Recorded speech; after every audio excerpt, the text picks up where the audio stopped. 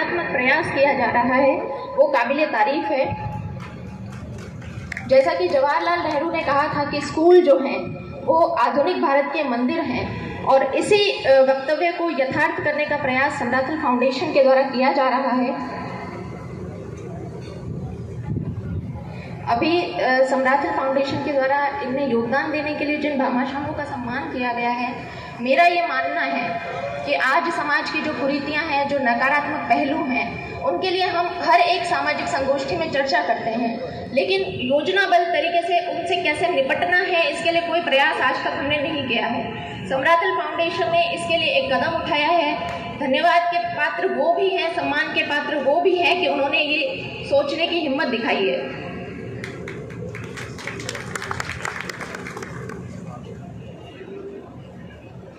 मैं आशा करती हूँ, जैसा अभी स्टेज से अनाउंसमेंट हुआ, कि जिन बच्चों ने अभी प्रतिभा खोज परीक्षा दी है वो इस पंडाल में मौजूद हैं, और अगर यहाँ मौजूद नहीं है तो वो यूट्यूब या अन्य किसी यूट्यूब आदि सोशल मीडिया से वो जुड़े होंगे।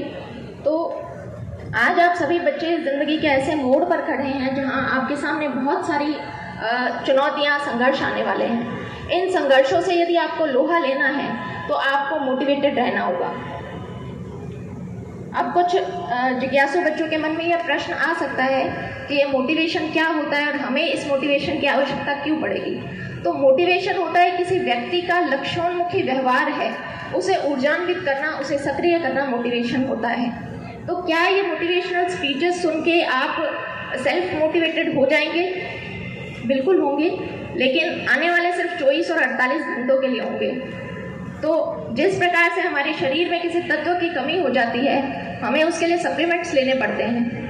जब तक हम सप्लीमेंट्स लेते हैं तब तक हमारे शरीर में उस तत्व की कमी नहीं होती है। जैसे ही हम सप्लीमेंट लेना बंद करते हैं, फिर से हमारे शरीर में उन तत्वों की कमी हो जाती है।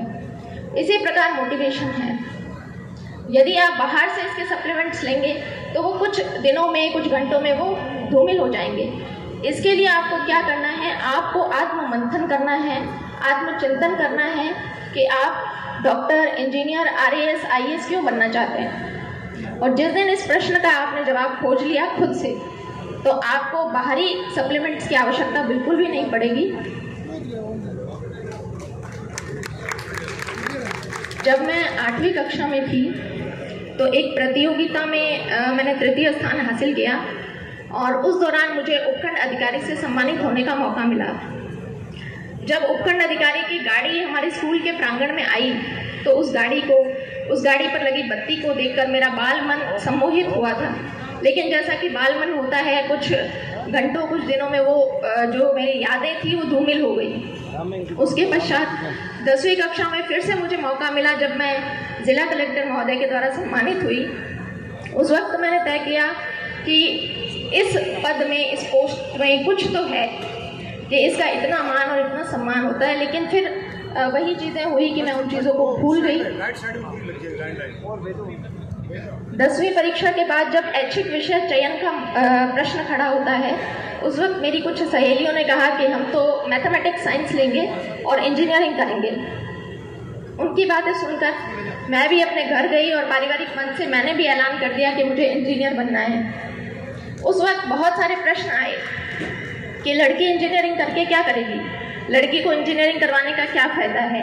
लेकिन वहाँ मैं धन्यवाद देना चाहूँगी अपने पिता को, जो ढाल बनकर मेरे सामने खड़े रहे और मेरे इस निर्णय का पूरा उन्होंने सम्मान किया और मुझे इंजीनियरिंग की पढ़ाई पूरी करवाई। इंजीनियरिंग की पढ़ाई 4 साल पूरी करने के बाद मैं फिर से एक ऐसे बिंदु पर खड़ी थी जहाँ से बहुत सारे रास्ते निकल रहे थे, और उन रास्तों में से मुझे किसी एक रास्ते का चयन करना था। कोई विशेष गाइडेंस, मार्गदर्शन तो मेरे पास नहीं था, लेकिन परिवारजनों से विचार विमर्श किया और तय किया कि बैंक की काफ़ी भर्तियां खुली हुई है और मुझे बैंक का एग्ज़ाम देना चाहिए। इस एग्ज़ाम तैयारी के दौर में कास्ट सर्टिफिकेट के लिए मुझे फिर से उपखंड अधिकारी के कार्यालय में जाने का मौका मिला। उस दिन उनके कार्यालय के बाहर भीड़ को देखकर फिर से एक बार मुझे लगा कि इस पोस्ट के लिए मैं ट्राई कर सकती हूँ। घर आकर मैंने दबी आवाज़ में अपने पिता से पूछा कि उपखंड अधिकारी बनने के लिए मुझे क्या करना होगा। और उस वक्त ये प्रश्न पूछते वक्त मेरे पिता की आंखों में जो चमक थी, वो चमक मेरे लिए मोटिवेशन बनी। बाद में पता चला कि मेरे पिताजी ने भी अपनी युवावस्था में इन परीक्षाओं की तैयारी की थी, लेकिन वो सफल नहीं हो पाए। तो मैंने तय कर लिया कि मुझे इस परीक्षा को देना है और इसमें सफल भी होना है। तो इसी तरह से आप भी अपना सेल्फ मोटिवेशन देखें, कौन सी ऐसी चीज़ है जो आपको अपनी जर्नी के दौरान मोटिवेटेड रख सकती है।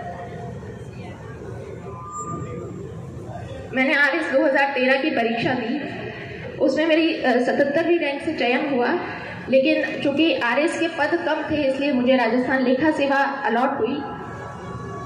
मैंने दोबारा प्रयास किया और 2016 में मुझे प्रॉपर आरएस मिला।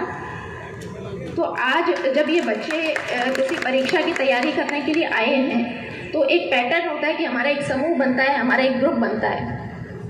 मैं आप सभी लोगों से अनुरोध करूंगी कि अपने उस ग्रुप का चयन बहुत सोच समझ कर करें। जब मैंने प्रारंभिक परीक्षा अपने घर से तैयारी करके पास की, मेंस के लिए मैं जयपुर गई। वहाँ पर शुरुआती दिनों में कुछ मेरे ऐसे दोस्त थे जिनका हर वक्त यही कहना होता था कि भर्ती तो सिर्फ 700 पदों पर निकली है, हमारा नंबर कहाँ आएगा। हमसे पहले भी बहुत से बच्चे हैं जो तैयारी कर रहे हैं, हमारा नंबर कहाँ आएगा। तो मैं भी उन शुरुआती दिनों में काफ़ी नेगेटिविटी से घिर गई थी। फिर मैंने तय किया कि जब परीक्षा तो देनी ही है तो क्यों ना अपना समूह बदल लिया जाए। फिर मैंने 2 ऐसी लड़कियों का चुनाव किया जो मेरे ही बैकग्राउंड से थी। हमारा बस एक ही डिस्कशन रहता था कि भर्ती तो सैकड़ों पदों पर निकली है, हमें तो सिर्फ एक पद चाहिए। और आज हम तीनों लड़कियां आरएस अधिकारी हैं और वो जो ग्रुप जो नेगेटिविटी की बातें करते थे वो आज भी आरएस की परीक्षा